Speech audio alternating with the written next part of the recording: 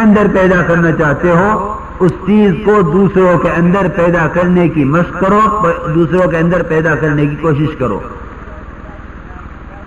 ہمیشہ داعی کی دعوت کا اثر اور اس کی تاثیر خود دعوت دینے والے کے اندر پیدا ہوتی ہے۔ یوں فرماتے تھے مولانا صاحب رحمۃ اللہ علیہ کہ جب داعی ایک چیز کی دعوت دے گا تو اللہ رب العزت دوسروں سے پہلے اس کو ایمان اور اعمال کی حقیقت عطا فرمائیں گے۔ سب سے پہلے اس کو ایمان اور اعمال کی حقیقت عطا فرمائیں گے۔ اب سب سے پہلی دعوت وہ کلمہ لا الہ الا اللہ کی ہے۔ ان 6 نمبروں کو ذرا اس طرح سمجھ لینا ہے، 6 نمبروں کو اس طرح سمجھ لینا ہے کہ ہر نمبر کا کیا مفہوم ہے اور ہر نمبر کے اندر کیا کیا کام کرنے ہیں۔ کلمہ لا الہ الا اللہ پہلا نمبر ہے، اس نے کیا کام، اس نے 3 کام کیا ہے، پھر نماز میں 3 کام کیا ہے، پھر علم و ذکر میں 3 کام کیا ہے، پھر اکرام میں 3 کام کیا ہے، پھر اخلاص میں 3 کام کیا ہے، پھر ساری امت کو ان 5 چیزوں کو زندہ کرنے کے لیے، ساری امت کو اس محنت پر اٹھانے کے لیے جس پر جناب رسول اللہ صلی اللہ علیہ وسلم اپنی امت کو ڈال کر گئے ہیں، ساری امت کو اس پر لانے کے لیے جو کام ہے 6 نمبر، اس میں 3 کام کیا کرنے ہیں۔ ہمیں تو عرض کرنا ہے، مولانا صاحب رحمۃ اللہ علیہ کی ہدایات آپ حضرات کو زبانی سنانی ہے تاکہ 6 نمبر کس طرح بیان کیے جائیں۔ اس مجمع کے اندر بہت سے لوگ وہ ہیں جو بیان کرنے والے ہیں، لیکن کوئی موضوع مل جائے بات کا، میرے دوستو عزیز بزرگوں، بیان تقریر بالکل موضوع نہیں ہے ہمارا۔ ایک محنت ہے، ایک مقصد ہے کہ امت کو اس محنت پر لانا اور سیدھے سادے الفاظ میں ان 6 نمبروں کی دعوت کے ذریعے سے اپنے یقینوں کو بدلنا اور دوسروں کے یقینوں کے بدلنے کے اسباب پیدا کرنا۔ یہ انتہائی مختصر اور انتہائی آسان کام ہے، لیکن یہ کہ 6 نمبر کی حقیقت سامنے نہ ہو تو یوں فرماتے تھے مولانا صاحب رحمۃ اللہ علیہ کہ جس بات کرنے والے کے سامنے 6 نمبر کی حقیقت نہیں ہوگی، اس کے وہ علم سامنے ہوگا جو اس کو آتا ہے، وہ علم سامنے ہوگا جو اس کو آتا ہے، تو دوسروں کی اصلاح کی نیت ہو جائے گی، اپنی اصلاح کی نیت نہ رہے گی۔ دوسروں کی اصلاح کی نیت ہو جائے گی، اپنی اصلاح کی نیت نہ رہے گی۔ اس لیے عرض یہ ہے کہ ان 6 نمبروں کی حقیقت کو سامنے رکھ کر دعوت دینی ہے، ان 6 نمبروں کی حقیقت کو سامنے رکھ کر دعوت دینی ہے۔ کہاں ہے وہ ہمارا؟ لو بھائی دیکھو سنو،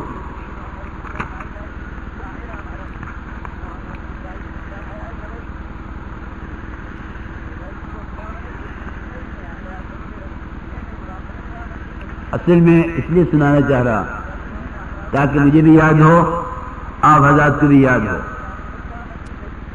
کہ 6 نمبر کیا ہیں اور 6 نمبروں کی حقیقت کو اپنے اندر اتارنے کا طریقہ کیا ہے۔ مولانا صاحب رحمۃ اللہ علیہ کا یہ یعنی انتہائی آسان اور بہت مختصر یہ 6 نمبر ہیں۔ پھر اسی میں آگے مقامی کام واپسی کی بات ساری ہے، تو ساری بات آج انتہائی دھیان سے متوجہ ہو کے سن لو۔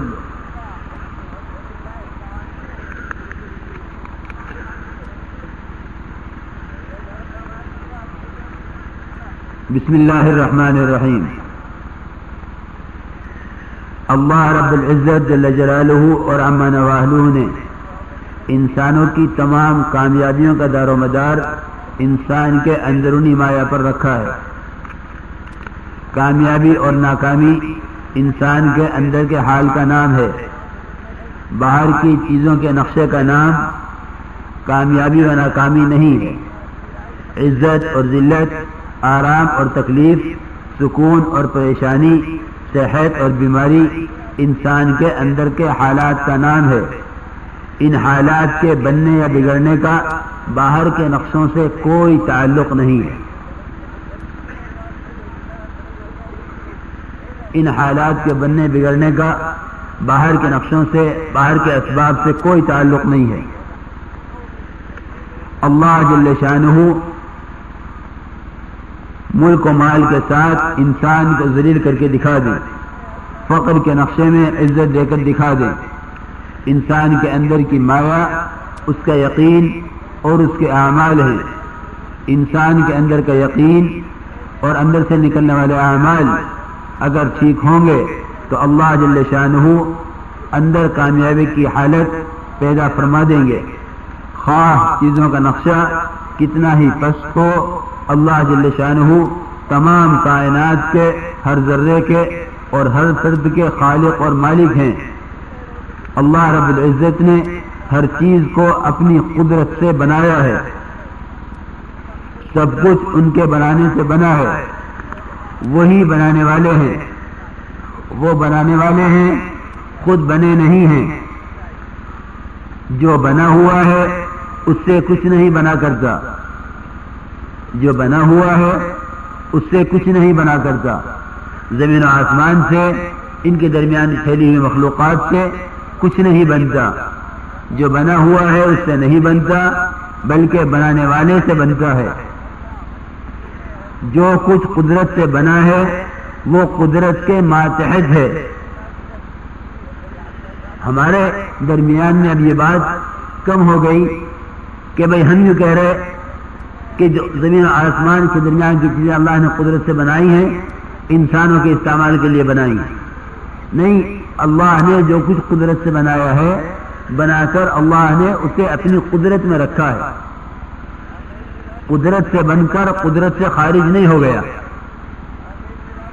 قدرت سے بن کر قدرت سے خارج نہیں ہو گیا، بلکہ اللہ رب العزت نے جو کچھ بنایا ہے قدرت سے، اسے قدرت سے بنا کر قدرت میں ہی رکھا ہے۔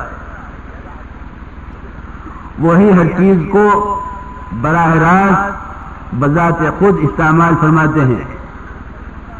وہ اپنی قدرت سے ان چیزوں کی شکلوں کو بھی بدل سکتے ہیں اور شکلوں کو قائم رکھ کر صفات کو بدل سکتے ہیں۔ یعنی یہ بات نہیں ہے کہ اللہ رب العزت نے جس چیز میں کوئی تاثیر وقتی طور پر دکھلا دی وہ تاثیر اس چیز کی ہو گئی۔ نہیں، تاثیر قدرت میں ہے، تاثیر قدرت میں ہے، کسی چیز میں کوئی تاثیر نہیں ہے۔ سورج میں اگر روشنی ہے تو سورج کی نہیں ہے بلکہ کسی دوسری ذات کی ہے۔ یہ بات نہیں کہ سورج روشنی دینے میں مختار ہے، بلکہ اللہ رب العزت نے جو کچھ قدرت سے بنایا ہے، قدرت ہر وقت اس میں کام کر رہی ہے۔ اس بات کو ہمیں بار بار سوچنا پڑے گا، کہنا پڑے گا کہ بھائی جو کچھ زمین و آسمان کے درمیان ہو رہا ہے اس سب کا تعلق ان نقشوں سے نہیں ہے، بلکہ اللہ رب العزت کی ذات عالی تنہا اپنی قدرت سے اس میں جو چاہتی ہے وہ کرتی ہے۔ اللہ اپنی قدرت سے جو چاہتے ہیں اس میں وہ کرتے ہیں۔ اس کا تعلق نقشوں سے نہ ان نقشوں سے ہے جو اللہ نے براہ راست بنائے ہیں اور نہ ان نقشوں سے ہے جو نقشوں کے بنانے میں انسانوں کے ہاتھ لگے ہیں۔ لکڑی کو اژدہا بنا سکتے ہیں، اژدہے کو لکڑی بنا سکتے ہیں۔ اسی طرح ہر شکل پر، خواہ ملک کی ہو یا مال کی، برف کی ہو یا بھاپ کی، اللہ کا ہی قبضہ ہے، وہی تصرف فرماتے ہیں۔ جہاں سے انسان کو تعمیر نظر آتی ہے وہاں سے تخریب لا کر دکھا دیں، جہاں سے تخریب نظر آتی ہے وہاں سے تعمیر لا کر دکھا دیں۔ تربیت کا نظام وہی چلاتے ہیں، ساری چیزوں کے بغیر ریت پر ڈال کر پال کر دکھلا دیں اور سارے ساز و سامان میں پرورش بگاڑ کر دکھلا دیں۔ اب سنو، پہلا نمبر کلمہ لا الہ الا اللہ، اس میں 3 باتیں عرض کی جائیں گی۔ کلمہ لا الہ الا اللہ میں 3 باتیں عرض کی جائیں گی۔ کیا 3 باتیں ہیں؟ دعوت اور مشق اور دعا، دعوت اور مشق اور دعا، یہ تین کام ہر نمبر کے ساتھ ہیں. ہم اپنے مجمع سے بار بار کہتے ہیں اس کو، تاکہ ہمارا مجمع اس دعوت کی مشق کے ذریعے سے اور دعوت کے ذریعے سے اپنے یقینوں کی بدلنے کی محنت میں لگے.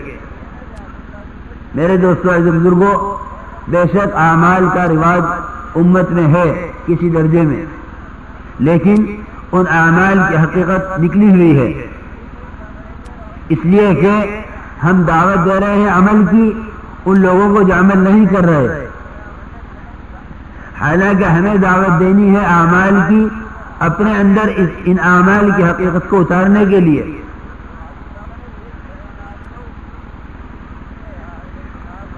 اللہ جل شانہ کی ذات عالی سے تعلق پیدا ہو جائے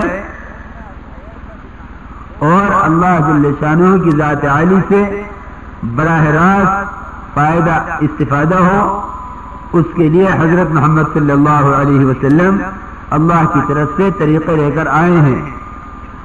جب ان کے طریقے زندگیوں میں آئیں گے تو اللہ جل شانہ ہر نقشے میں کامیابی دے کر دکھائیں گے. لا الہ الا اللہ محمد الرسول اللہ میں اپنے یقین اور اپنے جذبے اور اپنے طریقے بدلنے کا مطالبہ ہے.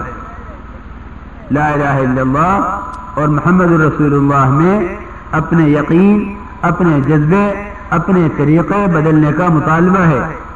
صرف یقین کی تبدیلی پر ہی اللہ پاک اس زمین و آسمان سے کئی گنا زیادہ بڑی جنت عطا فرمائیں گے. جن چیزوں میں سے یقین نکل کر اللہ رب العزت کی ذات میں آئے گا، جن چیزوں میں سے یقین نکل کر اللہ کی ذات میں آئے گا، ان ساری چیزوں کو اللہ پاک مسخر فرما دیں گے. اصل میں ہم پر جو دوسری چیزیں مسلط ہیں، جس قسم کا بھی تسلط ہو، وہ تسلط ان کے یقینوں کی وجہ سے ہے. ایک چھوٹے سے جانور سے لے کر بڑے سے بڑے عالمی نقشے کا یقین اس کو ہم پر مسلط کر دے گا. اللہ رب العزت نے دعوت کی وہ محنت دی تھی جس سے زمین آسمان کے درمیان کا نظام سارے کا سارا داعی کے لیے مسخر ہو جائے. رات سے عرض کیا تھا کہ سورہ اصحاب کہف کے لیے مسخر ہے.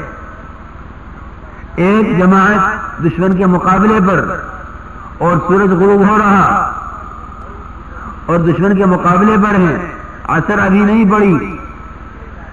یہ کہا اللہم احبسھا، اے اللہ اس سورج کو یہیں روک دے. سورج رکا رہا، ٹھہرا رہا. جب اس جماعت فارغ ہو گئی دشمن سے مقابلہ کر کے، تب سورج غروب ہوا. ان کی عصر کی نماز کے تقاضے پر سورج رکا ہوا ہے. میرے دوستو عزیز بزرگوں، یہ بات ذہنوں سے نکال دو کہ اسباب پر دعوت چلے گی. اسباب پر دعوت نہیں چلا کرتی، بلکہ دعوت پر وہ اسباب چلا کرتے ہیں جن اسباب تک انسان کی رسائی نہیں ہے. کبھی ہدایت اسباب پر موقوف نہیں ہوئی. ہمیشہ اسباب کا موافق ہونا ہدایت کی محنت پر موقوف رہا ہے. تمام انبیاء علیہ الصلوۃ والسلام کی دعوت کے واقعات کو اٹھا کے دیکھ لو، ہر جگہ یہ ملے گا کہ بغیر اسباب کے قدم اٹھایا، اللہ نے اسباب موافق کر دیے. یہ نہیں کہ تم اسباب پر ہدایت کو لاؤ، بلکہ ہدایت کی محنت پر اسباب موافق ہوں گے. تمام انبیاء علیہ الصلوۃ والسلام کی محنت کا یہی خلاصہ ہے.